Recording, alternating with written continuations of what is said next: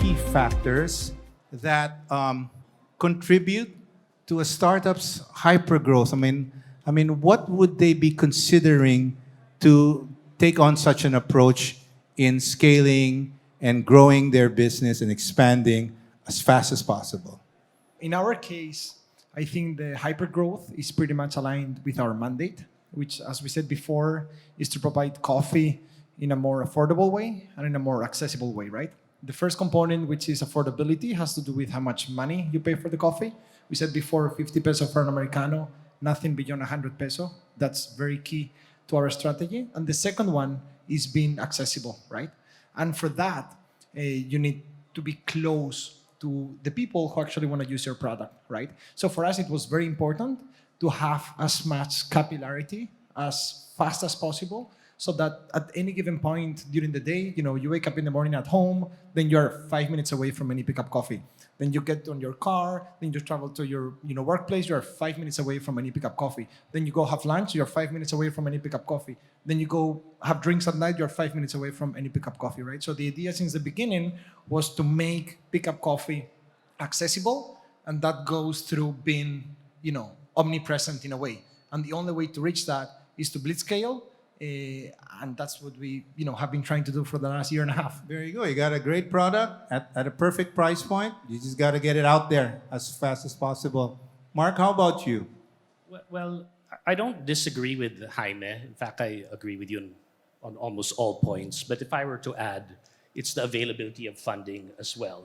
There's a tendency for many startups to employ hypergrowth strategies when you've got easy money or availability of funds. I think I'm extremely respectful of many of the startups that have successfully raised huge amounts of money. We're on the other end of the spectrum, wherein we've sort of just funded our businesses with friends and family. So the way I look at it, it's a bit like having different religions. I'm not, nobody's going to say who's right or wrong. And I think in various situations,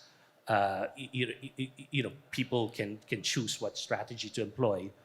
So again, I certainly don't disagree with the Jaime. It's just that it's different for us. Right, and I guess in your case, the availability of funding really makes you think about, or considering a strategic approach to growth. Is that right? Or you want to go first? Is that for me? Yep, back to you. Yeah, I mean, let me put it this way. I've started a few businesses over the last, let's say, 10 years. And when I started DigiPay in 2017, we 6 months into the process, we went to see several VCs in Singapore. And when I didn't feel like there was an alignment in strategy, when I didn't think I was comfortable in delivering what the VCs wanted, we just felt that maybe we should just fund this business ourselves. So that's in an extreme summary. Again, I just want to belabor the point. I don't necessarily believe there's a right or wrong strategy. I've used that my explanation earlier about different religions. Nobody's here to sort of say one religion is right versus the other. But again, we were quite firm on how we do things with. Okay, yeah. Fair enough. David? Yeah, I think do we have one more microphone here? Yeah, from a investor perspective, right? I think I was just writing. So I think when you Anton touched on the winner take all reality, so in a setting where there is a winner take all situation, growing the fastest and achieving that winner status means you will get the best returns, right? Like let's say Amazon is a great example, for example, a company like LinkedIn, if it only had 10,000 users and grew slowly, would never be valuable. It has to grow at a certain pace in a short amount of time and to a certain size. So I think from an investor where your main goal is returns, you'd love to be invested in a company that achieves that dominance right away. Now, I think where the balance is, now before, we say like in VC 1.0, when there was not a lot of data, people spray and pray was like the model. But now that there is precedence and there is data and there's information, there's actually ways to methodically look at, is this a winner-take-all situation, at least to the best of our research, right? And see, is this the price that we're willing to pay for dominance? Because at the end of the day, as an investor, we have to return capital to investors. We have to, which I think is becoming a more and more important point, which is DPI, right? Like your distributions against paid in versus, what's the paper valuation. So I think it's there is a place for hypergrowth if it leads to that you're the winner of that winner-take-all category. The winnings there are really big. That's the type of returns venture capitalists want. But if it's in a space where that doesn't play, then you might overpay. So I think that would be like the two sides, at least for us. Yeah. Okay, so market dominance obviously plays into certain industries more than probably others that are more mature, more intense in competitive rivalry. Is that your Yeah, point? I think if your hypergrowth doesn't lead to a moat, so you're not really dominant, then you may end up not dominant. You know what I'm saying? Yeah. Okay. Ayo, you got a view on this? So I think everyone touched on very, very relevant and very pertinent topics. No, similar to how Mark answered this, I don't think there are one or two ways to skin the cat. I think there are a few hundred. So I don't think there's a right or wrong answer on this. No, the way I view it is that I look at essentially three things. No, if we're talking about this blitzscaling. So the first is that the TAM, the target addressable market's got to be quite large. So the price at the end of the stick has to be big. Number two, I think Jaime touched on this. It has to be sort of a winner-take-all market. I think Amazon is the perfect example. Wherein, and even then, if you define it with specific nuances, it's not entirely winner-take-all. There are certain platforms where Amazon is weaker than its competitors. And then I think the third point there is that it has to be a truly defensible business model. I think that just goes to point into the conviction of the founders, the management team. They've got to have a lot of conviction, and that's usually driven by, number one, the business model being very strong and number sound. And I think number two, them being able to address a lot of their customer pain points. Exactly to what Jaime pointed out, no? So I think all very, very key points. But I think Mark touched on something very important, right? Which is the use of, I think, what we'd like to call more efficient capital. In fact, the term I like using is prudent capital, right? Prudent just means being, for me, thoughtful about how you use that capital, about how you raise it, about how you put it to work. And I think at the end of the day, there's really no sort of speed test to say, hey, we're blitzscaling, right? At the end of the day, if a company's driving down the freeway at 100 miles per hour, maybe that's all that company can drive at. I could find another company that can drive at 200 miles per hour with a different management team. Who knows, right? I mean, there's no sort of benchmark na. It's not like speeding, right? If I'm driving over 100 kilometers per hour, I'm speeding. I don't think there's a speed limit on blitzscaling, right? To a certain extent, it's very relative. It's very subjective to the company on how fast they can grow, how quickly they can sprint. Thank you, Ayo. You wanted to raise a point earlier, David. We asked people before the event for some questions, and so I just want to make sure we covered all of them. The first question that I thought was interesting was, how do you even manage the pace? Because now you have 40 million bucks, right? And you have to deploy the 40 million and reach, the next step. So what's going through your head, and how do you process that? Because like to Ayo's point, right? There is no speed limit, and you're now going at 200, 300, and there's not a lot of precedence for that. So you have to figure that out. Like, what's that been like? How do you operate a company that now has 40 million bucks to deploy in the Philippines? Yeah, so I think since the beginning, we have been extremely pragmatic when it comes to tackling pickup coffee, and we have been extremely frugal, right? So that has been key to us, right? So whether we have 2 million, 20, 40, or 200, it doesn't matter that much to us. For us, what matters is how many stores do we open per day, right? Because that will eventually drive the valuation, that will make our customers happy, that will enabled us to be closer to everybody, and that's what matters to us, right? So we don't think in terms of how much money we have and how much we're burning and how much we're deploying and all that. In our case, the most important KPI is how many days have passed since we had a permit to operate a location and we failed to open it on that same day, right? So if we have a permit to operate today and we open tomorrow, that's 1 day loss of revenues. If it takes a month, that's a month worth of loss of revenues, right? So that's how we approach the expansion, and not so much about how much money do we have and how much do we burn and da da da da da da. No, which is the best we can do, which is from the moment we have a permit, how long it takes to deploy, and eventually it should be 0. If we're doing that, we're growing at the maximum speed, and that's what we're optimizing for. Everything else then follows, right? But that's kind of how we're thinking about it. If we start thinking about money and millions and whatnot, then we'll get lost in the strategy and all those things, and we'll not be able to execute and actually be honest to our mandate to be, again, affordable and accessible. And accessible means having many stores, and that's what we should be aiming at, rather than looking at the balance sheet. That's the metric, stores per day. I mean, not so much as stores per day. How many stores we could have opened today that we didn't open, right? That's kind of, what's the lost opportunity today? And if it's 0, then we're performing at best. If it's, 1 store we could have opened today we didn't open, then that's something we should catch up the day after, right? And Jaime, these are all company-owned stores. Hmm? Yeah, since the beginning, we went for a strategy to keep everything in-house, and we actually like to have control over as many things as possible. So the moment you start franchising, then you start losing control over your brand, over the operations, over the taste, over the supply chain, over the customer experience, over the culture, over so many things that then it makes it very difficult to keep something homogeneous when it's the factor of Frankenstein.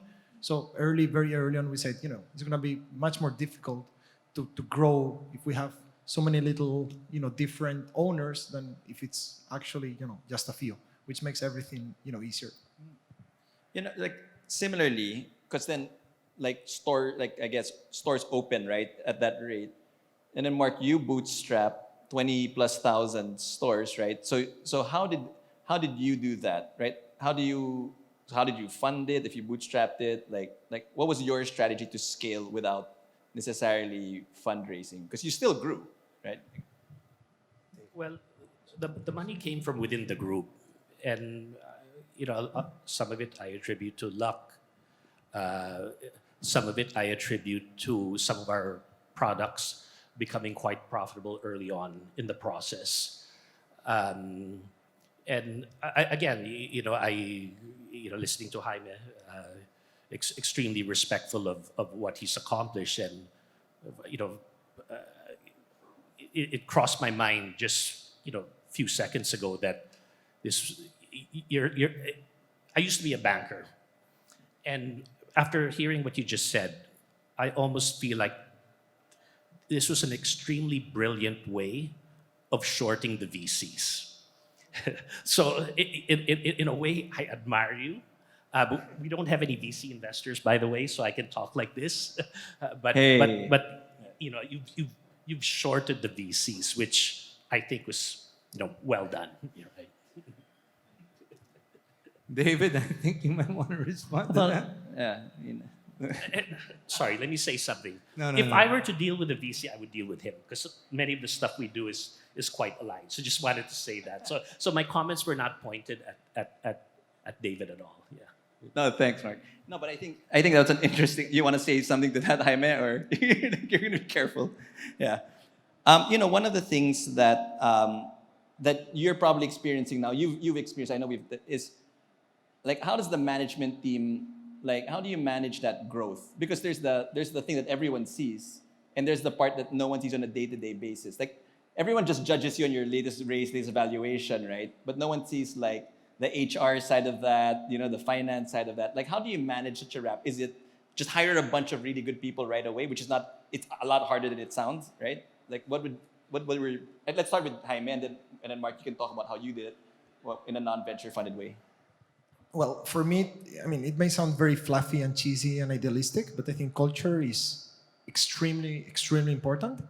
And I think once an organization reaches a certain level, when people don't know each other, the only way you have to make sure that everybody kind of behaves in the same way is by creating a culture that actually dictates that behavior, right? And people need to know that, if you're a Pickup Coffee employee, you're expected to behave like this.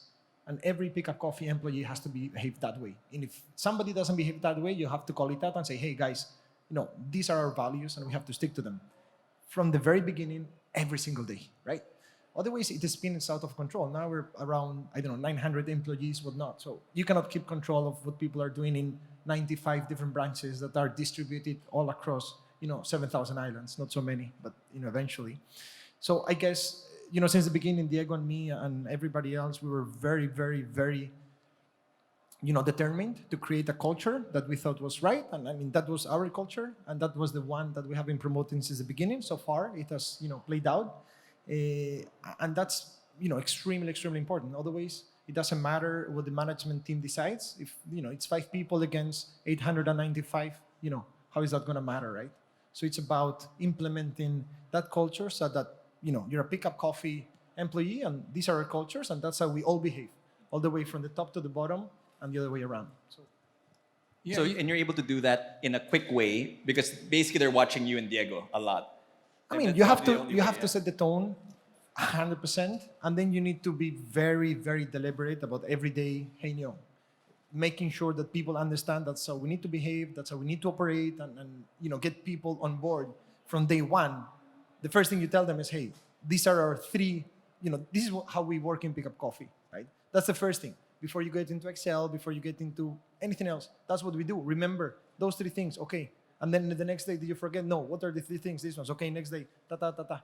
So that it kind of gets into the culture drives down all the way to the last barista and that's the only way. frontliner. Right? That's the only way. In every company event, in every Christmas celebration, in every gathering, in every it needs to be there. Otherwise, it's complicated. Yeah, I'm really happy to hear Jaime admit he's a blitzscaler because if you watch that CNN interview, David and I struggled to answer Rico Hisa's question. Give us some local examples of blitzscalers. And we were very careful. Blitzscalers that work. And we were very careful not to preempt Jaime on the show. But, as you know, I mean, we don't see many Filipino tycoons that have blitzscaled, right? I mean, Henry C., Ed Garcia, everybody has gone through, that slow, sustainable route to build their empires today. And blitzscaling is associated with more silicon-based strategies. But then we now see it here in an industry like coffee that, wow, it's something to watch. We're very happy for you. Mark, in your situation, you bootstrap, right? How did you scale your management, your organization? And it's, I guess in a sense, it's your cash, right? So you definitely are probably like counting pennies, I don't know, but Absolutely right. I think many of our key employees have had some sort of interaction with me, over the last 20 years. So people have worked with me. I think many of our key guys across our various businesses are from Home Credit. They were like employee number 20 in Home Credit, employee number 30. And when we had sold our stake in 2017, about a year later, some of these employees had asked to join us. Completely agree with you on culture. I think that's extremely important. The one thing that I would add, and I think this is more applicable to guys like us, where our resources are a little more finite. It's really, for me, sustainability trumps culture. So we'd be big on building a corporate culture, but when you go hungry, or our businesses were put to the test during the pandemic. We had to make I almost thought we would have to make some tough choices early part of 2020, wherein you have this pandemic.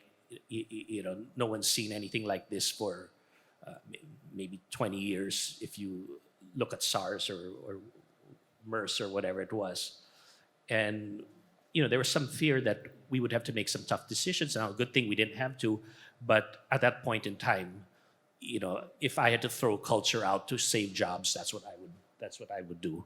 So that would be my only sort of comment. Again, different perspective, I guess, coming from the other side of the spectrum. One of the questions that I think was really interesting, and it touches again on the whole winner-take-all dominance angle, right?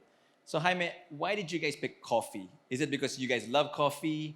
Or is it, this is an industry that could have a really dominant, it's a big TAM, all of that. Because that's one of the things that we touched on, right? Like, winner-take-all strategies can work in certain industries. And you've obviously applied that strategy. Why coffee, right? Why that space? I mean, very simple. We're not smarter than anybody else. We just looked at other neighbors, Indonesia, Malaysia, Thailand, and we saw companies like Kopi Kenangan, who had at the time 400 stores, and they were valued over $1 billion, that they were a unicorn. And we looked at the Philippines, and we said, hey, there is no, similar to Kopi Kenangan in this country. There is an opportunity to do it.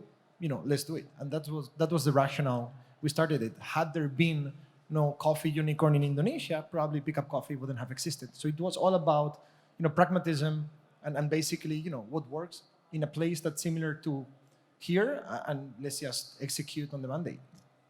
So it's a disruptor strategy, basically, right? Because the last I looked, we were like a 3-in-1 market for coffee, but now we're elevating the coffee experience altogether with your offering, no? Yeah, I don't know if it's a disruptor or not. I think when you go to business school, they'll tell you what do people hire a product. What's a job they hire a product to do, right? And when you go to a standard coffee shop where you're supposed to stay there for a few hours and work and chill and relax, that's a fantastic value proposition, right? You're spending, let's say, 150 peso, 200 peso, and you're actually spending 3-4 hours sitting down, with nice aircon and Wi-Fi and a leather couch in a nice real estate. So your next best alternative is to actually go to WeWork and pay 1,000 pesos, and you still have to buy the coffee, right? So if that's what you want to solve, then it's fabulous to go to everybody who charges 150 to 100 peso for that coffee, because you get everything else, right? Now, especially in this country, there is many people who cannot afford to every day sit down for 3 hours in a coffee shop, cuento, blah, blah, or working, right? Many people don't have that freedom. In that case, they just want the coffee. So Pickup Coffee is very clear. We give you very high quality coffee, optimized for delivery, and nothing else. We don't give you the Wi-Fi, we don't give you the aircon, we don't give you the leather couch, and we don't give you a 200 square meter real estate. And that's why instead of charging 170 or 200, we can charge 70, right? So we find that people who want the coffee, let's say myself, I want the coffee and just the coffee during the week, that's fabulous. When I go on a bicycle ride on Saturday morning and I have, the freedom to spend a few hours sitting down in a nice ambiance, Pickup Coffee doesn't offer that yet because we don't have a flagship store. We have been focusing on adding value in other types of setups. So I go to somebody else who offers me a coffee for 3 times the value, but I'm not paying just for the coffee, I'm paying for everything else, right? So it's not that we're disrupting the industry as such, we're actually offering a new possibility that didn't exist before. That's right. If you just wanted the coffee, that was not possible. You had to buy the coffee and subsidize everything else who were, sitting around for a few hours every day. So why make people subsidize everybody else for something you don't want, right? So it's not really disruption, it's actually And meeting an unmet need. correct. Right. Correct. It happened in airlines, it happened in many industries, but that's what Pickup Coffee is all about. It's very good quality coffee, optimized for delivery, and then, all the rest we don't have to pay for, and then we don't have to charge our customers. And that's why, our business model works, right? Ayo, you got something to add to that? Oh, Ayo, before you answer, I actually have a question for you. Because we said that hypergrowth cannot work in every industry, especially if it can. Because I see a bunch of startups, right? And so they're probably thinking, I hope you're considering it, right? Is hypergrowth for me? What factors would you look for to say, hey, this strategy fits this industry or this type of business? Like, what would you say Like you said TAM earlier, what else and why TAM? Yeah. So I think three things. Now going back to it, the first thing as you mentioned would be TAM. So the prize to be won has to be big enough, has to be attractive enough. How big is big enough? Um, How big would you say is big enough? I think that's what I was saying earlier, right? It's all relative, right? What's big enough for me may not be big enough for you, and vice versa, right? As long as the entrepreneur feels that for them, that prize at the end is large enough that I'm willing to risk all the capital that I've raised today, and I'm willing to raise as much as possible to throw it out for that prize. So I think at the end of the day, it's a very subjective decision, no? On TAM, I don't think there's like if it's over $100 million, checks the box. The second, as I mentioned earlier, I think it has to be winner take all. And then I think the third one, which is the hardest to answer, is that is the business model truly defensible, right? And I think it was Mark who touched on it earlier. Maybe not so directly, but I think I'll use it a little more explicitly here. When I say that a business model is defensible, it's not just using capital as my moat, right? Ultimately, for me, it's capital as a fuel source rather than as a moat. I'm not raising capital to block other people out. I'm raising capital to grow my business faster, to do that a little bit more consciously. And that's why for me, more than Blitzscale, I would say that I think every startup out there needs to go through what I would say is prudent growth. Prudent for themselves, prudent for their investors. And I think Mark touched on it earlier, which is why it's so important to align with your investors. These guys are putting their money up and they're taking that ride, they're taking that risk with you. Ultimately, you want to be as aligned with these people as possible, because when you're sitting in the boardroom, the last thing you'll want to hear is your latest investor coming and saying, "Hey, we're going too fast. Can we please slow down?" Right? You'd like to have someone on board who's saying, "Hey, I think you're making the right decisions. Let's go at the speed that you're suggesting." Again, I'll also caution on the investors that come in and say, "Hey, I think we should drive 200 miles rather than 100. Let's go faster," right? So again, I think each management team, each startup, each company has to answer that question for themselves. And I think there are multiple resources out there that you can sort of tap to help you think about these things a little bit more consciously. Mark, as a serial entrepreneur, Jaime, being in the VC spaces now as an operator, I'm sure would be great resources that you can tap. I guess a follow-up question to that for number 3, which is moat. Like, what would you say? Like you have brand. Is that a good enough moat, right? And how do you? Definitely, Pickup's brand is pretty ubiquitous at this point, which is really impressive, right? Like, so Aya, what do you think constitutes a good moat? Like, if you had to, the first things that come to mind, right? Because you said it's not the amount of capital you have. That's fuel. That's not a moat, right? What is moat? What is a moat? What does moat building look like? At least from a PE, from a PE perspective. It can be one of any number of things. I've seen probably as many moats out there as I've seen successful companies. To your point, there are companies whose brand is such a strong moat, and that's usually built over time, right? Pickup's doing a great job of it in a very short period of time, right? And they're throwing capital at it to sort of build that brand. Other companies have built it over time. You've got, I don't know, the most iconic company out there, Coke, another one, McDonald's. I mean, things that come to mind wherein they've built their brand over decades of experience. They've satisfied millions, if not billions, of customers daily. That brand for them is definitely a moat, and a very tough moat to overcome. But it's not the only moat out there, right? There are other companies that build out really strong infrastructure. Amazon, for example, when they hyperscaled, essentially that's what they built. They built the strongest infrastructure out there, the best infrastructure, made it easy for their customers, right, to purchase goods on their platform, and then moved out into other ancillary industries.